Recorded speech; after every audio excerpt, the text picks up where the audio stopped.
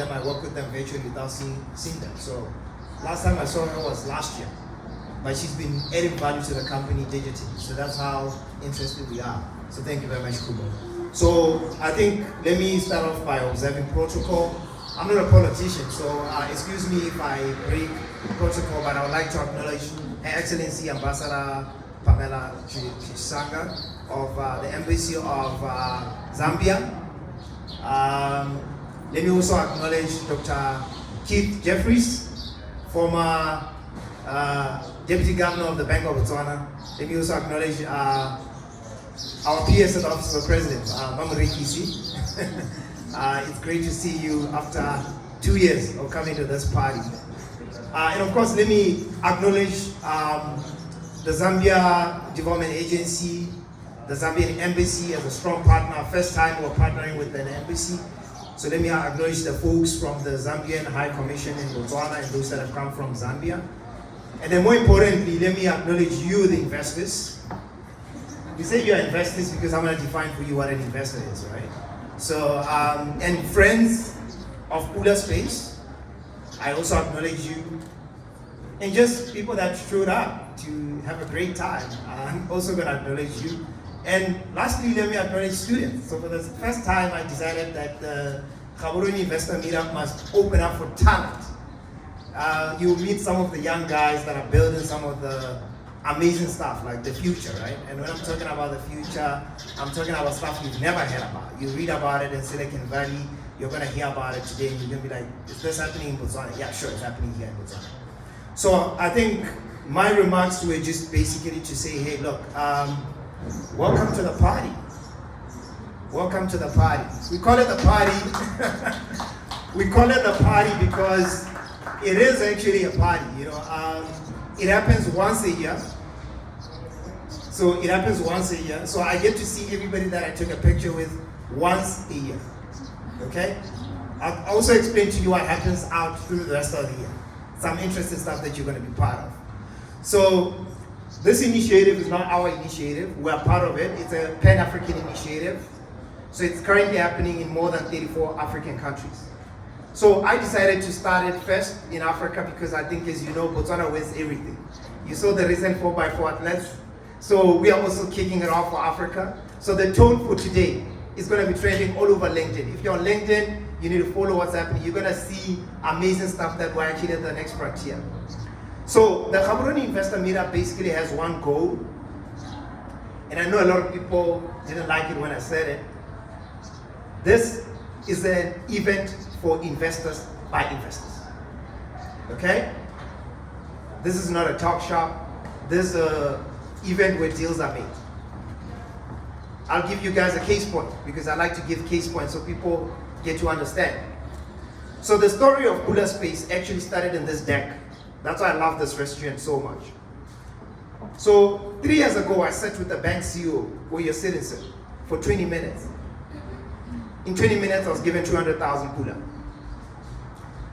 If anybody can tell me they've ever closed a deal that fast. So we sat at 7:30 in the morning with the former CEO of Stanbic Bank, Botswana, for 20 minutes in this restaurant.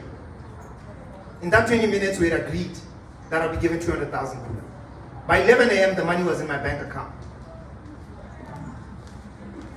And I think a lot of bank rules had to be broken for that to happen. Because one, there was no product. You have to understand, there was just an idea on a piece of paper at that time. So I pitched in 20 minutes, so you can calculate in 20 minutes how much per second it cost, how much money I was raising per second. So when you talk to me for 20 minutes, you need to know it's going to cost you 200,000 Pula. That's just how serious it is. So we got an angel check of 200,000 Pula. We went on a build Pula Space. Within 3 months of building that platform, it was built by young guys that I had not seen. They were sitting in Nigeria, they were sitting in Kenya, they were sitting in Rwanda. We literally just sent them a scope, they built it, then companies came. We didn't go out and ask the companies to come in. The companies just came. So when I speak today, there's over 1,000 digital companies from Zambia, Botswana, South Africa, Zimbabwe. And guess what? It's young people building the future of Africa. And all they're asking for is please fund us. Please mentor us. Please open market access for us. And here's the interesting thing. They're building stuff that you can't see with your eyes.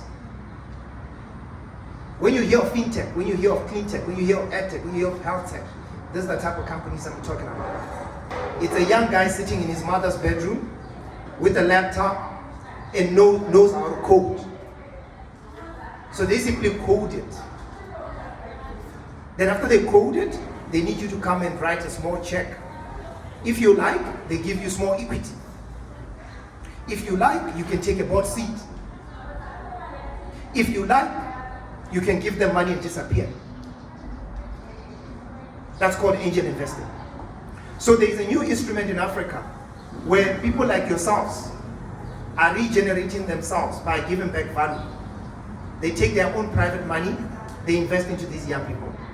So when you hear of Silicon Valley, when you hear of iHub, when you hear of the tech story of Rwanda, it's not funded by banks. It's not funded by government. It's funded by individuals like yourselves. We all know what's happening with Botswana. So the story is very clear. Our narrative is that we are trying to attract venture capital into Botswana. And I intentionally love what has happened this year. We've partnered with Zambia. So, what you need to know, there's about $7 billion that comes into Africa in terms of venture capital. This type of money that I'm talking about, that comes from individuals. Okay? It comes into Africa. Last year it was $7 billion.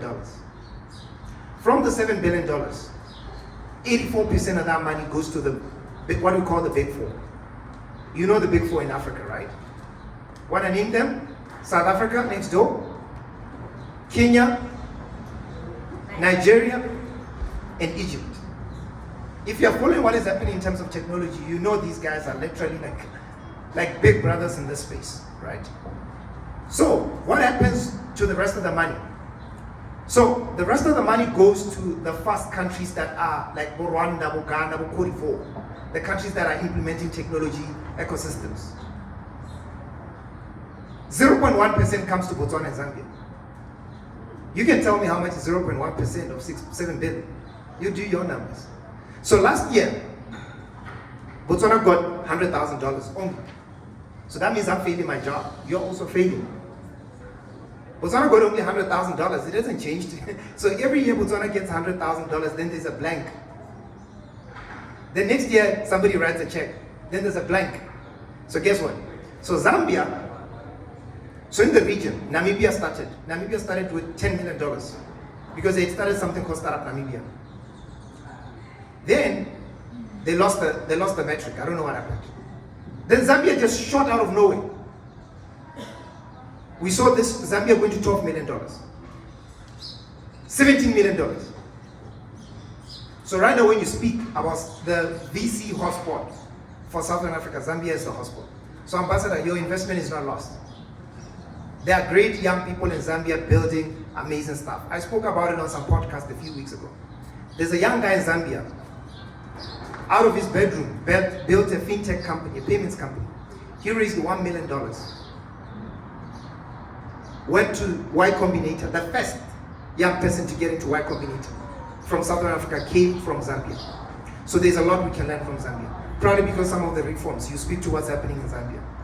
Just to bring it home, my goal is to say Botswana needs to learn fast. Botswana needs to pivot fast, man. Sorry to say it. Botswana is lagging behind. Young people are getting disadvantaged in Botswana. Every day when I sit, before I came here, there's a young person in Botswana who sent me a pitch deck. For this event, I had to reject more than 30 young people to come here. Because this is not a startup event, this is an investment event. I could only select 2. You meet about the 2, you hear from them. You make your own decision as to whether they're good or not. You decide if you want to invest in them or not. That's your decision, it's your money. So lastly, I just want to say, of course people think this is not about government. It is important for government to wake up and understand what diversification in the new economy is. I think it's time we talked about venture capital and technology as an investment.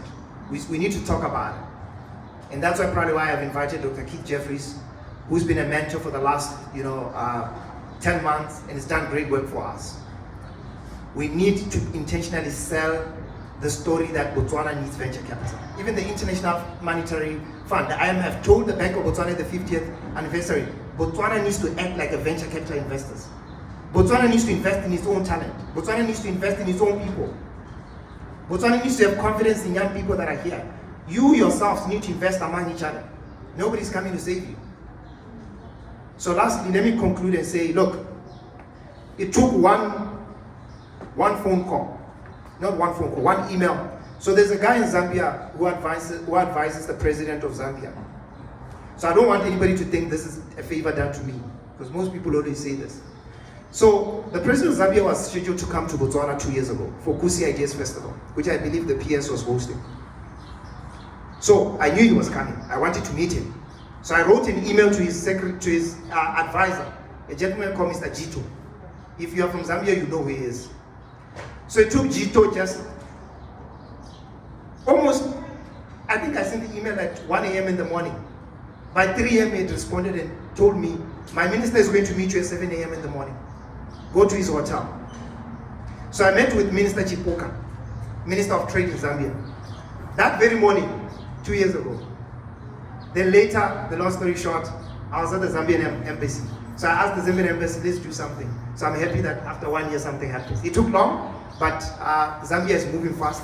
The reforms are real. Go and invest in Zambia. Take your startups to Zambia. But for the Botswana economy, let's wake up. Thank you very much.